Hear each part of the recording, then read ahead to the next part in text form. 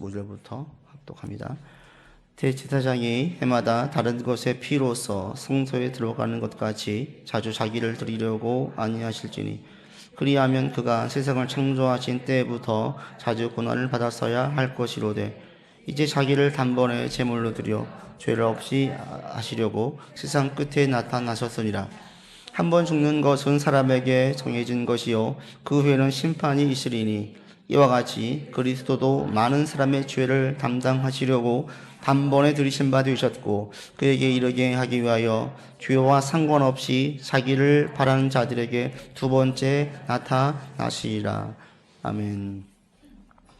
지난주에 8장까지 말씀을 드리면서 3장에서부터 계속 제사장에 대해서 얘기를 했다라고 말씀을 드렸어요. 3장에서부터 시작되어져서 예수님을 제사장으로 비유들어서 그 대제사장에 어떤 의미가 있는지 중보자 되신 예수님에 대하여서 얘기를 했습니다. 오늘 9장에는 전체적으로 그런 제사장이 일하는 장소인 그 성소와 지성소에 대해서 언급을 하고 있어요. 근데 이 3장에서 9장까지 사실은 강조하는 것은 한 가지예요. 계속 강조하시는 게 있는데 그게 뭐냐면 속죄예요. 속죄. 죄를 속하는 것. 예수님을 대제사장으로 언급하고 오늘 본문에서 성소와 지성소에 들고 하늘의 장막과 땅의 장막의 비유를 들면서 계속 강조하시는 것은 이거 한 가지입니다. 오늘 본문 여러분 25절, 26절 같이 보시죠. 같이 읽겠습니다. 대제사장이 해마다 다른 것의 피로써 성소에 들어가는 것 같이 자주 자기를 드리려고 아니하실지니 그리하면 그가 세상을 창조한 때부터 자주 고난을 받았어야 할 것이로되 이제 자기를 단번에 제물로 드려 죄를 없이 하시려고 세상 끝에 나타나셨느니라. 결국 이 얘기예요. 죄를 없이 했다라는 거죠. 모든 대제사장들은 죄를 가지고 있었는데 예수님 죄가 없으셨습니다. 그리고 예수님께서 드리신 그 제사는 단번에 일회적으로 한 번으로 족하는 제사였습니다. 어떤 제사입니까? 모든 죄를 다 속하는 제사였습니다. 근데 이것을 왜 3장에서부터 계속 강조할까요?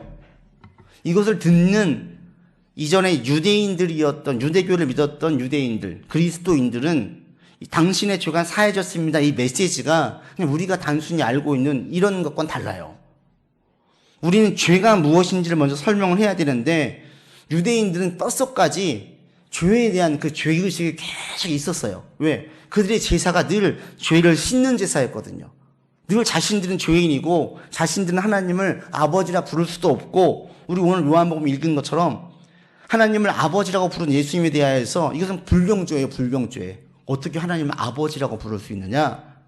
왜? 자신들은 뼛속까지 죄가 가득한 죄인들이기 때문에 늘 죄를 씻는 제사를 지었어요. 근데 이들 가운데 당신들의 죄가 사해졌습니다. 이 메시지는 한때 유대교를 믿었던 유대인들에게는 지금 그리스도인들에게는 다가오는 의미가 너무나 풍부했어요. 풍성했어요. 이들은 어릴 때부터 계속 이 모세 오경을 들어서 배웠습니다. 처음 시작은 창세기예요. 창세기 보면 첫 번째 인간의 죄를 지은 상태가 어떤 상태인지 죄가 세상에 가득할 때 어떤 세상이 되는지가 창세기에 나와 있어요.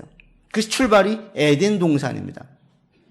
간혹 에덴 동산에 대하여서 어떤 분들은 에덴 동산이 어디인지를 알려고 하는 분들이 있어요. 근데 이것은 성경의 본질, 성경의 주요 메시지를 지금 잘못 해석하는 거예요. 성경에서 강조하는 에덴 동산이라는 곳은 그 장소가 중요한 게 아니라 죄를 짓기 이전의 상태를 얘기하는 거예요. 근데 인간들이 죄를 짓고 그 에덴 동산에서 쫓겨남으로 죄를 지은 다음에 어떤 상태로 바뀌었는지가 강조되고 있어요. 즉 장소가 중요한 게 아니었어요. 죄를 지었다. 죄가 없는 상태였던 장소에서 죄를 지은 장소로 옮겨졌을 때에 인간이 어떻게 변하는지를 얘기하고 있습니다. 그럴 때 죄를 짓기 전에 어떤 상태였느냐? 에덴 동산을 생각을 해보세요. 그건 죄를 짓기 이전이었어요. 가장 쉬운 거 첫 번째는 먹는 거 걱정이 없었어요. 먹는 게 걱정이 없었어요. 그 다음에 또 그곳은 어떠한 살육도 없었어요. 사자도 호랑이도 곰도 다 초식동물이었어요. 동물을 죽이지 않았어요.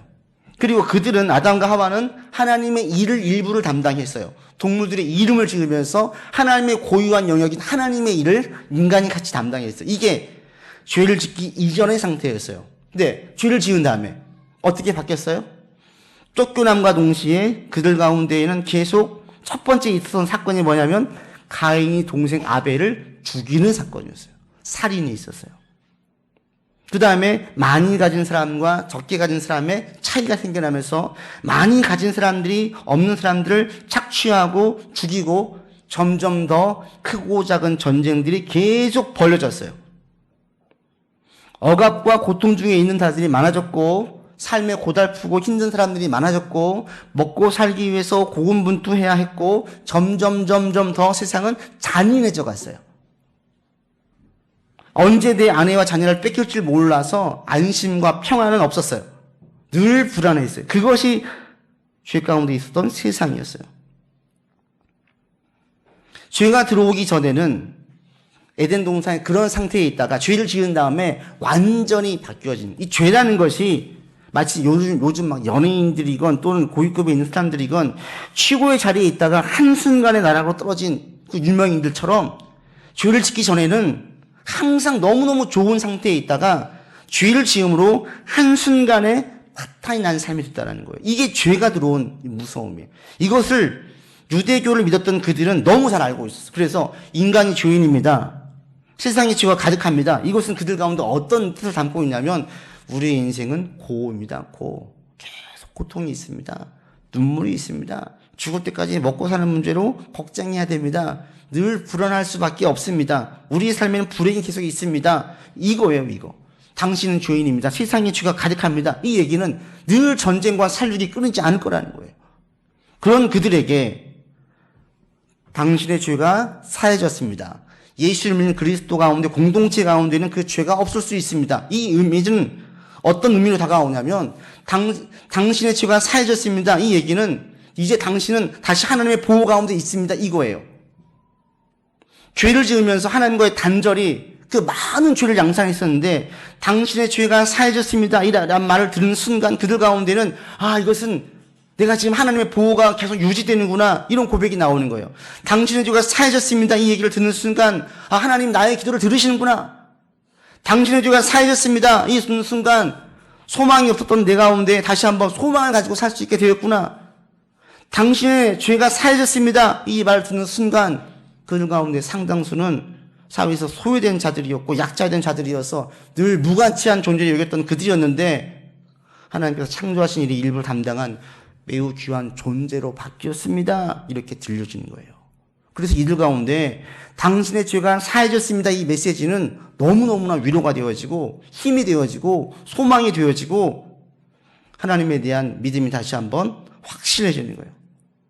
이 당시에 그들은 삶 자체가 힘들었어요. 예수를 믿는 것 자체가 너무나 힘들었어요. 그렇게 한 주를 보내려고 왔을 때 공동체에서 예배를 드릴 때 이 편지를 통해서 당신의 죄가 사해졌습니다. 매 장마다 계속 얘기를 하자 그 메시지는 점점 그들 가운데 크게 다가오는 거예요. 그러면서 그 얘기를 들을 때마다 너무나 위로가 되어지고 인생을 포기하지 않을 수 있는 소망을 얻게 주었다는 거죠. 그들 가운데 다시 한번 세상을 볼 때 불안했었는데 안도의 한숨을 쉬면서 안심하게 되었고 불안하고 흔들렸던 그들의 믿음이 다시 안정을 찾게 되었어요. 이게 당신의 죄가 사해졌습니다 라는 메시지를 들을 때에 그들이 보였던 반응들이에요. 여러분들에게도 이 메시지가 동일하게 전달되기를 원합니다. 여러분의 죄가 사해졌습니다. 이게 무슨 얘기예요? 그 당시 그들은 가장 힘들고 어려운 삶이었어요. 너무나 큰 위로가 되었어요. 여러분의 죄가 사해졌습니다. 이 얘기는 하나님은 나의 기도를 들으신다는 얘기예요.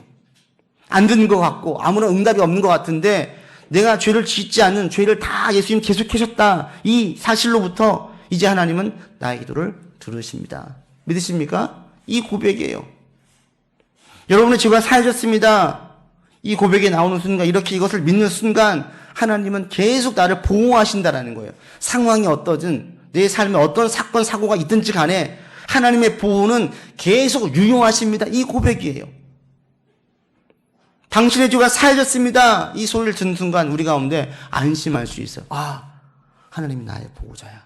하나님 나의 기도를 들어주셔. 하나님 나의 소원을 알고 계셔. 내 인생은 이렇게 허무하게 끝날 인생이 아니야.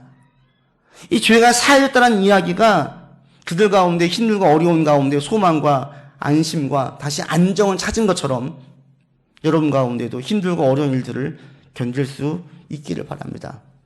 이것이 더 적극적으로 나아가서 사도 베드로는 베드로전서에서 이렇게 얘기해요. 사랑하는 자들아, 너희가 연단하려고 오는 불시험, 이 고난과 시험들을 이상한 일을 당하는 것 같이 이상하게 여기지 말고 오히려 너희가 그리스도의 고난에 참여하는 것으로 즐거워하라. 그래, 즐거워하라. 너희 가운데 삶의 시련과 고난이 왔을 때 이것을 즐거워하래. 역설적이죠. 고난을 즐거워할 사람이 누가 있어요? 그런데 부활하신 예수님은 고난당하심으로 우리로 구원을 이르게 하셨어요. 그 고난이 우리 가운데 새로운 생명이었고 소망이었어요. 그런 것처럼 그리스도 안에 있는 우리 가운데 겪는 모든 고난은 새로운 생명과 소망을 낳기 위한 직전의 상태라는 거예요. 그러니 우리가 즐거워할 수 있다는 거죠. 여러분 가운데도 고난을 바라보는 시각이 이렇게 바뀌어지길 바랍니다. 고난이 왔을 때 내가 무슨 죄를 지었나? 하나님 나에게 무슨 벌을 내리시는 건가? 어떤 심판을 하시나? 이런 메시지가 아니라 여러분이 예수를 주로 고백한다면 고난이 왔을 때 그것은 내게 새로운 생명과 새로운 소망을 주기 위한 전 단계라는 거예요. 반드시 거쳐야 될 단계라는 거예요. 그러니까 이런 믿음을 가지고 있는 사람들은 그 고난을 기꺼이 즐거운 마음으로 여길 수 있는 거예요. 이게 고난의 역설이에요. 여러분 삶의 고난들이 이렇게 새롭게 해석되어지길 바랍니다. 고난이 올 때 절망, 한숨, 또 삶에 대한 어떤 자책으로 끝나지 마시고 그것이 새로운 소망으로 기대로 이어질 수 있기를 바랍니다. 이 시간 고백하십시오. 나의 모든 죄가 사해졌습니다. 한번 고백해 봅시다. 나의 모든 죄가 사해졌습니다. 믿으십니까? 예수님 다 대속해 주셨어요. 그것은 곧 내가 하나님의 자녀가 되었습니다. 더 이상 죄로 고통이나 어떤 재앙을 겪지 않아도 됩니다. 그리고 내게 있는 모든 고난과 어려움들은 다 나를 좋게 하기 위한 좋은 것입니다. 이것을 여러분 진리로 믿으시고 어떤 시련이 와도 선포하십시오. 나는 반드시 이걸 이겨낼 수 있다라고 선포하세요. 큰 풍랑 앞에 서 있을 때 오늘 찬양했던 것처럼 내 영혼을 평안합니다. 선포하세요. 담대하게 선포하시고 내가 하나님의 보호 속에 여전히 있음을 고백하시고 나아갈 수 있는 여러분들 되기를 바랍니다.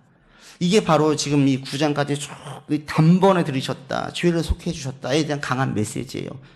근데 이 메시지를 들을 때 유대인들이었던 이 유대인들은 이 메시지를 들을 때 대단히 충격적이었을 겁니다. 왜? 자신들의 죄는 영원히 사해질 수 없는 죄예요.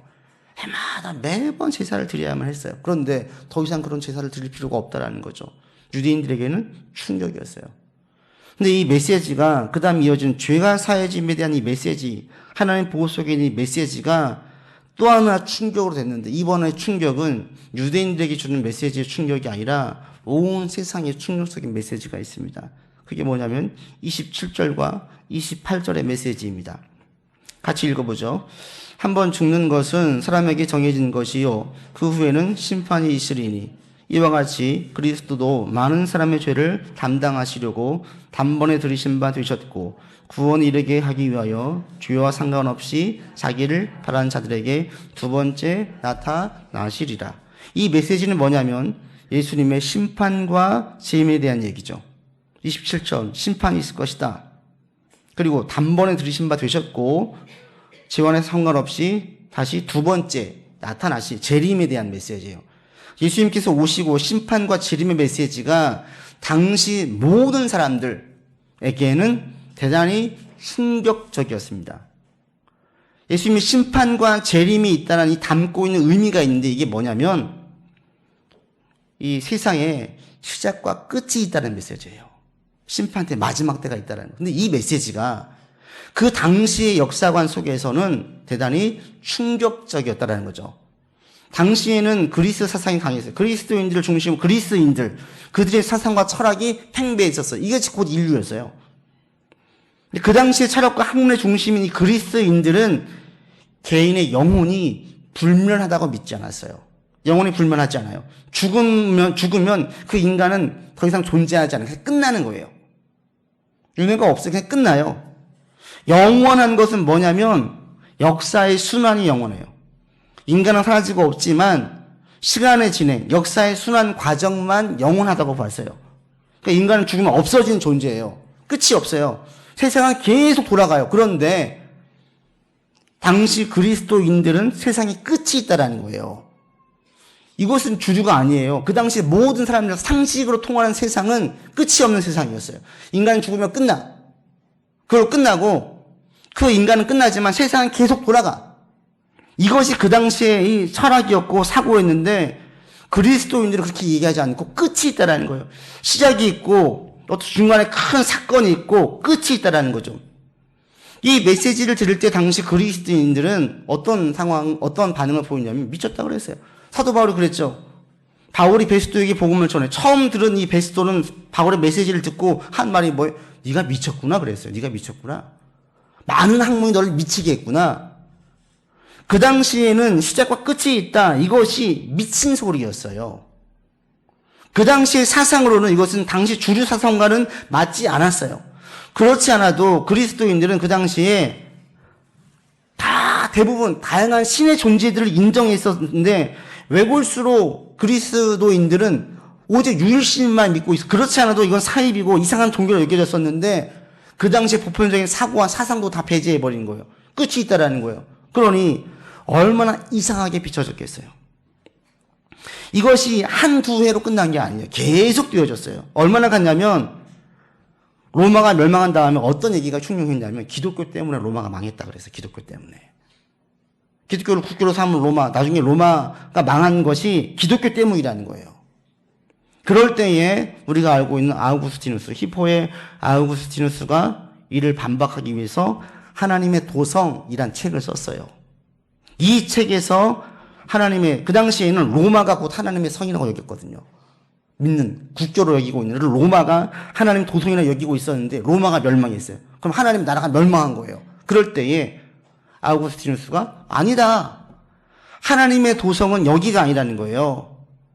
하나님의 도성과 세상의 도성의 차이를 설명하면서 본질상 이것은 반복될 수 없다라는 거예요. 이것은 같이 있을 수 없다. 그리고 언젠가는 하나님의 도성과 세상의 도성이 딱 끝날 때가 오는데 그때가 언제냐? 심판의 때다. 예수님께서 심판을 오실 때 그때 다 끝난다. 그러면서 아우구스티누스가 직선적인 역사관을 설명을 해요. 직선적인. 처음에 창조가 있었고 인생 가운데 정말 중요한 전개 사건이 하나 있었는데 그 사건이 예수님께서 우리 죄를 대속하기 위해서 십자가에 죽으신 사건이다. 지울 수 없는, 반복될 수 없는 단 1회의 한 번의 사건이 있었고 그 사건이 온 역사의 큰 상황의 전환기를 맞이하는 큰 전기가 되었고 그리고 마지막 때 주님께서 다시 재림하실 그때에 심판이 있다. 그때에 하나님의 도성과 세상의 도성이 확실하게 분리되어진다라고 설명을 해요. 그러면서 거기서 나온 게 뭐냐면 직선적인 역사관, 직선적인 역사관. 처음 있었고 중간에 있고 마지막이 있다. 오늘날 우리는 그리스도인들 전부 다 직선적인 역사관을 어렵지 않게 받아들여요. 그러나 이것은 매우 그 당시에는 파격적인 것이었습니다. 이것을 이야기해서 그 당시에 사람들에게는 반발을 샀고 배척을 당했었는데 그리스도인들은 여기에서 한 발도 물러서지 않았어요. 핍박을 당해도 말도 안 된다고 욕을 먹어도 한 발도 물러서지 않았어요. 왜요? 그들은 이것을 배운 게 아니거든요. 아우구스티누스가 직선적인 역사관이라고 설명을 했지만 그들은 그것이 직선적인 역사관인지도 몰랐어요. 그냥 믿었어요. 왜 믿었어요? 부활하신 예수님을 보았기 때문에 믿은 거예요. 죽은 줄 알았는데 그분이 부활하셨어요. 봤어요. 같이 음식을 먹었어요. 그 다음에 그분이 말씀하셨어요. 그 말씀을 들었어요. 하신 말씀이 올라가실 때 다시 오신대요. 심판 때가 있대요. 그냥 그걸 전한 거예요. 그것이 주류 사상에서 어긋난 것이든 또는 누군가로부터 너희가 지금 잘못된 것을 배웠다라고 아무리 얘기를 해도 그들은 머리에서 나온 사상도 아니고 책으로 배운 교리도 아니고 위대한 스승에게 가르침을 받은 것도 아니라 눈으로 보고 귀로 들은 것을 그냥 믿는 거예요. 이게 이제 세상에 주는 가장 큰 충격적인 메시지죠. 어떻게 그럴 수가 있어 이거예요.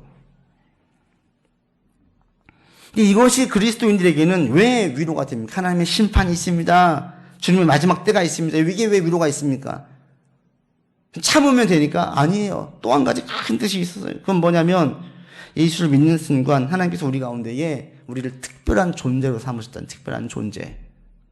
직선적인 역사관 가운데에 하나님의 역사 속에서는 인간이 담당한 일들이 다 제한되어져 있어요. 그리고 그 일들은 나만이 담당할 수 있는 고귀한 나의 일이었어요. 그 당시에 많은 그리스도인들이 사회적으로 종이었습니다. 노예의 신분이었습니다. 근데 그들도 믿기 전까지는 아무 목적 없이 의미 없이 그냥 살았어요. 종으로 노예로 그냥 살았어요. 근데 그리스도 안에서 인생에 대한 새로운 의미와 새로운 목적을 찾게 된 거예요. 우리 인생이 그냥 흘러가는 게 아닙니다. 분명한 목적이 있습니다. 하나님의 심판대가 있습니다. 그때가 올 때까지 우리를 부르신 주님께서는 우리 가운데 맡기신 나만이 담당할 수 있는 나의 일이 있습니다 라고 맡겨준 거예요. 당신 노예로 있습니까? 그전에는 그냥 주인 위에 살았지만 이제는 그리스도를 위해 사십시오. 노예이지만 당신의 주인은, 진짜 주인은 당신 신분상 육신의 주인이 아니라 하나님의 주인이십니다. 그분을 기쁘게 하기 위해 사십시오. 그러다 보면 당신의 주인도 예수님 믿을 수 있습니다. 그것이 당신을 향한 새로운 목적일 수 있다는 거예요. 그전에는 먹고 살기 위해서 그냥 살았던 사람들이 직선적인 역사관을 가진 그들 가운데 새로운 삶의 이유와 삶의 목적을 발견하게 되었어요. 이게 오늘날 우리 가운데 주신 메시지입니다. 여러분도 마찬가지입니다. 오늘은 살고 있어요? 그냥 살아요? 남들 직장 생활해요? 그냥 직장 생활해요? 그냥 먹고 사는 문제로 그냥 우리가 사는 겁니까? 아니에요. 예수를 믿는 순간 우리 가운데에는 분명히 우리 가운데 주신 특별한 일이 있어요. 이게 뭐예요? 사명이라고 해요. 사명. 국가대표가 되면 다 자부심을 가져요. 스포츠에서 올림픽에서 국가대표를 뽑히면 큰 자부심을 가져요. 왜요? 국가를 대신하니까. 하는 일은 뭐예요? 심하게 말하면 그냥 운동하는 거예요. 그게 무슨 의미가 있어요? 그러나 국가라는 이름을 딱 들어갈 때 이것은 의미가 완전히 바뀌어져요. 동네에서 그냥 운동하던 사람이 국가대표 배지를 다는 순간 그건 그냥 운동이 아니에요. 그 나라를 대표하는 거예요. 완전히 바뀌어져요. 그리스도인도 똑같아요. 나는 그냥 먹고 살기 위해 일했어요. 그런데 하나님께서 나를 부르시는 순간 나는 하나님의 자녀가 되었어요. 나는 하나님의 나라를 위해서 일을 하는 대표가 된 거예요. 그때부터 우리가 하는 일들은 완전히 다른 일이 되져요. 그래서 그리스도 안에서 여러분들이 이 직서적인 역사관 속에서 지금 내게 맡기신 일이 무엇인지를 찾는 게 정말 중요합니다. 하나님께서 지금 여러분에게 원하신 일이 무엇이에요? 지금 여러분이 무엇을 하기 원하세요? 이걸 알아가는 거예요. 이걸 찾는 거예요. 이것을 지금 나의 사명으로 알고 내가 그 일을 힘쓰는 거예요. 그러다 보면 반드시 그 일을 통해서 하나님께서 주신 무엇인가를 알게 돼요. 발견하게 돼요. 삶의 의미와 목적이 우리 가운데 그래서 다시 분명하게 생깁니다. 지금 현 시점에서 나만이 할 수 있는 일이 무엇인지를 한번 생각해 보길 바랍니다. 우린 지금 삶이 다 달라요. 전부 달라요. 근데 그 상황 가운데 그 일은 나만 할 수 있어요. 저에게 예를 들면 작게는 우리 가정에서 새 아이의 아빠예요. 이때 이 아이들에게 아버지의 역할은 지금 나만이 할 수 있는 일, 저만이 할 수 있는 일이에요. 교회도 마찬가지예요. 샬롬 교회를 제가 섬기고 있어요. 우리 교회에서 내가 할 수 있는 일은 지금 저만이 할 수 있어요. 다른 목사들은 아무나 하지 못해요. 지금 이 시점 여기에서 저에게 맡기신 사명이에요. 동일하게 여러분 가정, 여러분 직장, 여러분 처해 있는 상황 가운데 지금 나에게 맡기신 나만이 담당할 수 있는 일이 있어요. 그 일을 찾아서 하나님의 일로 알고 어떤 상황에도 낙심하지 않고 그 일을 최선을 다하면 반드시 하나님께서 그 일을 통해서 역사하신다는 거예요. 이게 그들 가운데 심판의 메시지가 이들 가운데 큰 위로가 됐던 이유가 여기에 있습니다. 여러분도 마찬가지입니다. 막 일이 안 돼요? 상황이 꼬여요? 지난 주간 온갖 세상 고난은 다 내가 겪은 것처럼 힘들었습니까? 그런 상황 때문에 나를 낙심하게 하나님께서 나를 버리셨다나 내 기도를 듣지 않는다거나 또는 나에게는 삶의 의미가 없다거나 어떤 목적이 없다거나 이렇게 생각하지 말라는 이 상황에 내가 지는 거예요. 상황으로 내 삶을 잘못 해석하는 겁니다. 진리는 우리의 죄가 사해졌다는 거예요. 진리는 하나님께서 직선적인 역사 가운데 우리를 택하셔서 나만이 담당할 수 있는 일을 지금 내게 주셨다는 거예요. 이게 우리 교회가 또 찾아야 할 질문들, 찾아야 할 답이에요. 우리 교회가 담당할 일이 무엇인가? 지금 우리가 담당할 일이 무엇인가? 지금 우리에게 맡기신 일이 무엇인가? 이것을 찾아가고 그걸 알 때까지 준비하고 그 일이 이루어지기 위해서 내가 지금 할 수 있는 최선을 다하는 거죠. 그러다 보면 하나님께서 우리 샬롬 교회를 통해서 이루실 일들을 이루어 가시는 거예요. 때가 되면 우리 교회를 통해서 이름도 나게 하시고 영향력도 더 주게 하시게 되죠. 그 때가 올 때까지 우리 믿음으로 가는 겁니다.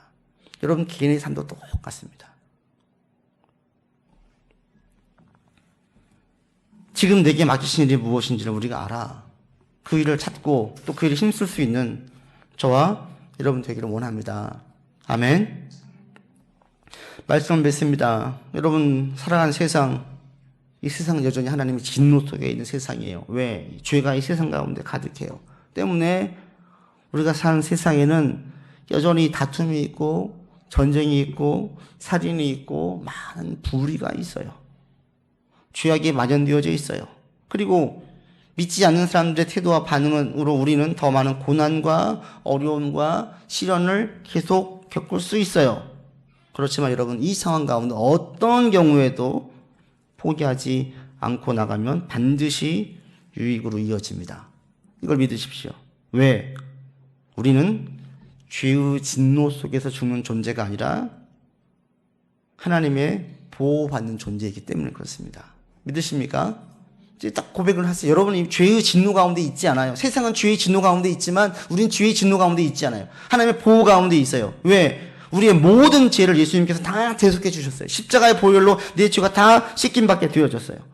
그래서 우리를 부르신 목적이 성취될 때까지 하나님은 나의 인생을 책임지십니다. 믿으십니까? 나를 보호하십니다. 믿으십니까? 이걸 믿으시라는 거예요.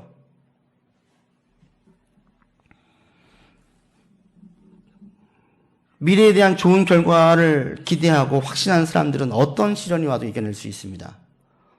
우리 아이가 늘 전교 1등을 하고 무슨 일을 해도 너무 잘하면 사람들이 전부 다 하는 이야기가 저 아이는 왜 이렇게 잘해? 칭찬을 받으면 그 부모가 명예퇴직을 당하고 그 부모가 어떤 사기를 당해서 큰 어려움을 겪어도 절대 그 부모는 자살 생각하지 않아요. 오직 한 가지만 생각하죠.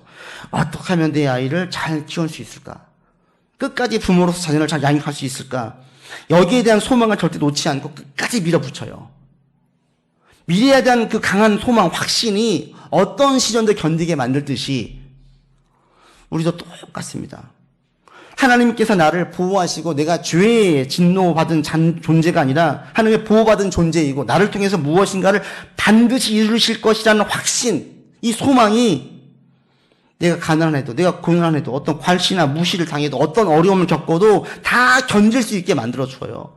그래서 믿음이 정말 중요한 거예요. 여러분 상황이 다 좋아지길 원하지만 상황이 먼저가 아니에요. 믿음이 먼저예요. 강한 믿음이 있으면 상황은 믿음에 의해서 바뀌어져요. 때가 되면. 그걸 못 견디고 다 무너지니까 절망하니까 문제인 것이지. 여러분 다시 한번 오늘 확신을 하세요. 나의 모든 죄는 다 사해졌습니다. 예수의 보혈로 다 대속받았습니다. 나는 저주 아래 있는 진노의 자녀가 아니라 하나님의 보호 가운데 있는 복된 자녀입니다. 선포하세요. 하나님 나의 기도에 귀를 기우십니다. 들으십니다. 그것이 어떻게 이루어질지는 알지 못하지만 어떤 경우에도 이 소망은 절대 꺾지 않겠습니다. 이런 확신으로 여러분 삶의 어려움들, 막닥들일은 믿음으로 고백은 했는데 현실은 큰 풍랑이 계속 치고 있어요. 힘들죠? 그러나 우리가 그 가운데 낙심하지 않고 계속 나가면 반드시 우리를 부르신 목적을 하나님께서 성취시키십니다. 이 믿음으로 이번 한 주간도 사시고 여러분이 어떤 삶에 어떤 상황이 있다 할지라도 주님의 진노가 아니라 나를 정금과 같이 빚기 위한 과정이라고 고백하시고 선포하면서 이번 한 주간도 믿음으로 승리하는 여러분의 삶이 되기를 주 이름으로 권면드립니다. 기도합시다. 하나님, 우리는 죄로 인한 진노의 자녀가 아닙니다. 모든 죄가 사해진 에덴 동산에서 누렸던 모든 복들이 다시 우리 가운데 임할 수 있는 존재로 우리가 바뀌어졌습니다. 세상은 죄 가운데 있어서 많은 죄의 진노들이 여기저기서 터지고 나타나지만 우린 믿음 가운데에서 죄가 아닌 축복 가운데 또 소망 가운데 창조 때의 복의 약속을 믿는 가운데 나아갈 수 있게 되었습니다. 우리의 삶을 지켜주시는 아버지 하나님, 주님을 신뢰하면서 이번 한 주간 살게 하시고 상황에 굴복당하고 눌리는 자 되지 않게 인도하여 주시옵시고 믿음으로 참된 진리를 붙들고 나아가 소망으로 승리한 자가 될 수 있도록 이끌어 주시옵소서. 나를 부르신 주님, 우리의 삶의 분명한 존재의 목적과 의미를 주셨습니다. 지금 직선적인 역사관 가운데 지금 나에게 맡기신 나만 담당할 수 있는 특별한 사명을 주셨습니다. 이것을 우리 모두가 알고 깨닫기를 원하고 그 일을 이루기 위하여서 오늘 하루를 힘써 살 수 있도록 인도하여 주시옵소서. 우리 구주 예수 그리스도 이름으로 기도드립니다. 아멘.